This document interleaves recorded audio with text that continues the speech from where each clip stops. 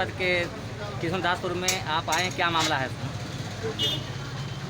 अब तो किशनदासपुर का जो मामला है वो छुपा नहीं हुआ।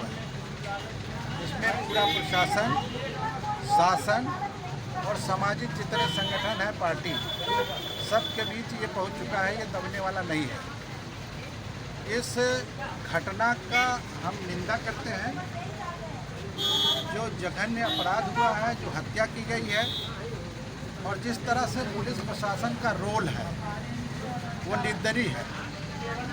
आज हम संगठन के माध्यम से इसलिए ये पीड़ित परिवार से मिलने आए हैं कि इनके दुख का साझा किया जाए। और यही घटना के साथ साथ दूसरी घटना भी है, मलिया गांव की। पुलिस की जो बर्बरता है, पुलिस जो प्रशासन के दबाव में काम की है, पुलिस को क्या दिखाई नहीं पड़ता है कि एक हत्या हो जाए और अपराधी सीना तान के घूम रहे हैं। पुलिस की रवैया ठीक नहीं है। इसलिए पुलिस प्रशासन से मैं कहना चाहूँगा कि अगर इसी तरह से अपनी बर्बरता बनाए रखेंगे तो जितने पूरे प्रदेश के सामाजिक संगठन हैं वो पूरा यहाँ आजमगढ़ की धरती पर एक दिन उतरेगा और इनकी तानाशाही को ख़त्म करेगा। आज हम आश्वस्त करने आए हैं इस पीड़ित परिवार को कि आप अकेले नहीं हो। पूरे उत्तर प्रदेश, पूरे देश भर में ये चर्चा का विषय हुआ है कि अगर कोई आदमी लोकतंत्र की परिभाषा जानता है और लोकतंत्र की परिभाषा में रहना चाहता है और उसको जिंदा न रहने दिया जाए, ये लोकतंत्र नहीं है, गुंडागर्दी है जिसमें पुलिस का पूरा हाथ है और शासन प्रशासन चुप है।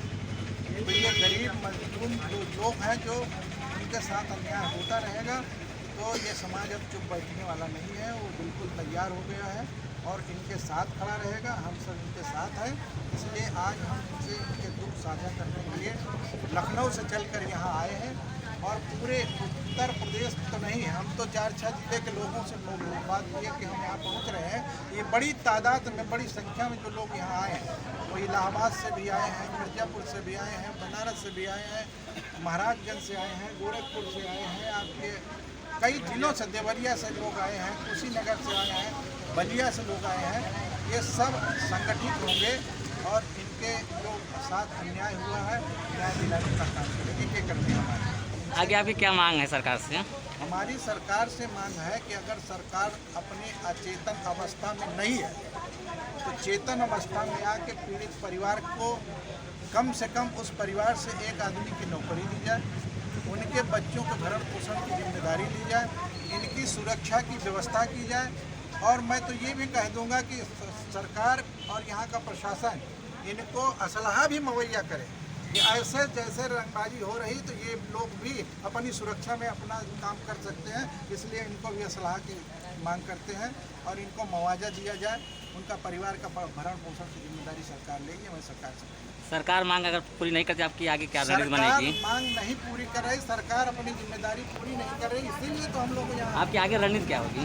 आगे की रणनीति है कि हम शासन और प्रशासन से जो लिखा पढ़ी चल रही, जो दबाव बनाना चाहते हैं, वो नहीं बनता है तो हम यहाँ भी धरना प्रदर्शन के रूप में आएंगे और लखनऊ की सरजमी पर भी धरना प्रदर्शन करके इनको न्याय दिलाने का काम करेंगे। इनकी अस्मिता, इनकी सम्मान, इनको न्याय दिलाने के लिए हम आज आजमगढ़ में आए। एक मामला पलिया गांव का है आजमगढ़ जनपद में। वहां पर सगड़ी सीओ द्वारा कहा जाता है महिला को कि रात का मजा दिन में लेने आए हैं। ये महिला द्वारा इसका बयान, इस पर क्या कहना चाहते हैं आपने यहाँ के प्रशासन को? लेकिन मुझे तो लगता है कि वो सीओ है ही नहीं है। जो राजपत्रित अधिकारी होता है वो इस तरह से भाषा नहीं बोलता। वो तो मनवाद से घिरा हुआ है और वो इस तरह से जो अपशब्दों का प्रयोग कर रहा। अगर यही घटना सीओ की बहन के साथ किया जाए, उसकी माँ के साथ किया जाए, उसकी बेटी के साथ किया जाए, तो वो समझ में आता है कि हम पारिवारिक क्या पीड़ा होती है और महिलाओं की क्या पीड़ा होती है। उसको ये शब्द का प्रयोग नहीं करना चाहिए, अगर ये आप सही कह रहे हैं तो। और जो वो बयान वहाँ की जो महिला है सुनीता, जिसका वीडियो वायरल हो रहा है, जिन जिन शब्दों का प्रयोग किया है वो घिनौना है। उसकी आज डॉक्टर अंबेडकर राष्ट्रीय एकता मंच निंदा करती है पूरे उसके लेकर, घटनाक्रम को लेकर। और एक बात है कि सरकार की नीति ऐसे नहीं होनी चाहिए। सरकार किसी के घर तोड़वाती है, किसी की हत्या कराती है, किसी को जेल भिजवाती है, तो उसके लिए नियम कानून है और बिना नियम कानून के बुलडोजर लगाए किसी घर तोड़ नहीं दिया जाता है। कोई प्रत्याशी अगर चुनाव जीतता है तो उसको पीट पीट के मार नहीं दिया जाता है। ये लोकतंत्र की परिभाषा नहीं है। हम चाहते हैं कि इस देश को लोकतांत्रिक बनाया जाए और लोकतांत्रिक देश में सबको रहने का, सबको जीने का, सबका अधिकार है। ये संविधान कहता है समता और समानता, बंधुत्व और भाईचारा, ये सब के लिए है। वो चाहे नर हो और चाहे नारी हो, सारी जातियों के लिए है, सारे समाज के लिए है, पूरे देश के लिए है। इसलिए अलोकतांत्रिक भाषा नहीं बोलना चाहिए। एक जिम्मेदार राजपत्रित अधिकारी होने के नाते वो रात में मजा नहीं आया, दिन में मजा लेने आता है, इससे घिनौना और कुछ हो ही नहीं सकता। जी, आप एक संगठन के बड़े नेता हैं और एक कहा जाता है कि पासी बिरादरी में पहले भी राजा रहा करते थे। आज उन राजाओं की, उन प्रजा को पैसा दिया जाए, उस पर क्या करना चाहते हैं आप?